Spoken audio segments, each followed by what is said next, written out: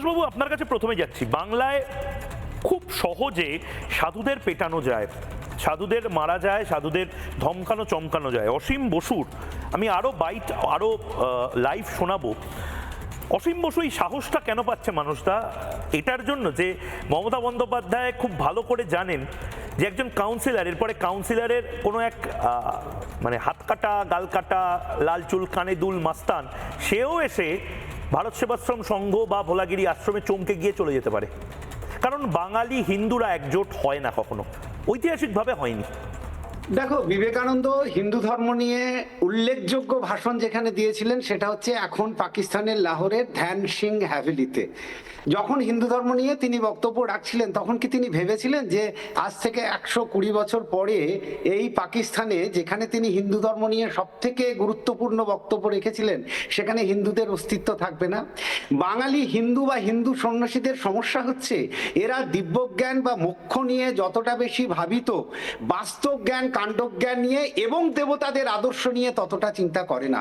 ভারতবর্ষের প্রত্যেকটা দেবদেবী যারা ভারতবর্ষে ভীষণ পপুলার, দুর্গা বলো, কালী বলো, রাম বলো, কৃষ্ণ বলো, প্রত্যেকের যদি জীবন দেখো তাহলে তাদের জীবন হচ্ছে রাষ্ট্র এবং সমাজ রক্ষার জন্য সমর্পিত।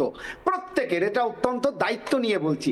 কিন্তু তাদের যারা ফলোয়ার্স, তাদের যারা সাধু সন্ন্যাসী যারা, তারা এখন বিশেষ করে পশ্চিমবঙ্গের সাধু সন্ন্যাসীরা যারা মনে করেন যে রাজনীতির সঙ্গে যুক্ত হলে যদি আমাকে লোকে কিছু বলে, এরা ভুলে যায় যে ভারতবর্ষের প্রত্যেকটা রাজার নিয়ন্ত্রক ছিলেন এক একজন সাধু। এবং মহাভারতের ভীষ্মপর্ব এবং চাণক্য শ্লোকে বলা হয়েছে যে রাজাকে নিয়ন্ত্রণ করবে কে? তো তার উত্তরে বলছেন যে রাজাকে নিয়ন্ত্রণ করতে পারে একমাত্র সাধুরা, যারা ধর্ম মেনে চলে। এখন যদি আমরা আদর্শ থেকে বিচ্যুত হই, যদি আমরা ধরেই নিই যে আমরা শুধুমাত্র নিজেদের আশ্রম, সেখানে যারা ভালো শিষ্য আসবে তাদের ভোগ নিয়ে ব্যস্ত থাকবো, তাহলে কপালে এরকম দুর্গতি হবে। ভারতবর্ষের অন্যান্য প্রান্তের সাধু সন্ন্যাসীদের মধ্যে যে রাষ্ট্রবোধ এবং সমাজবোধ কাজ করে, ভেরি সরি টু সে, পশ্চিমবঙ্গের সাধু সন্ন্যাসীদের মধ্যে সেই রাষ্ট্রবোধ এবং সমাজবোধ কাজ করে না।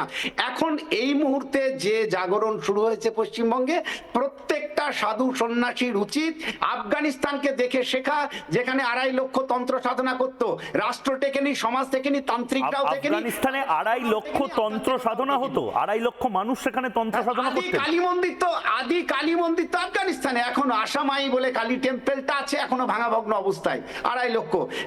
বালুচিস্তান আমাদের যেটা মরুতীর্থ হিংলাজ, 5 লক্ষের বেশি তন্ত্র সাধনা করতো। কোথায় গেল তারা? তারা যায়নি, কারণ সাধু সন্ন্যাসীদের এই বোধটুকু থাকা উচিত যে তাদের সাধনা, তাদের আধ্যাত্মিকতা, এগুলো ততদিন টিকবে যতদিন হিন্দু সমাজ থাকবে। যদি হিন্দু সমাজ না থাকে তাহলে কিন্তু এগুলো টেকে না। তার বড় প্রমাণ হচ্ছে আফগানিস্তান, পাকিস্তান, বাংলাদেশ, বালুচিস্তান। সুতরাং সেই বোধ যদি কাজ করে তাহলে সেই বাঁচার রাস্তা আছে।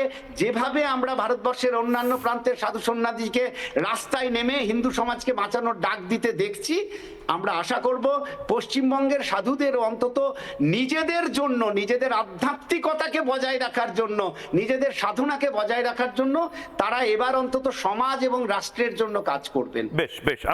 নানা ধরনের কন্টেন্ট দেখার জন্য লাইক করুন, শেয়ার করুন আমাদের ফেসবুক পেজ, সাবস্ক্রাইব করুন আমাদের ইউটিউব চ্যানেল।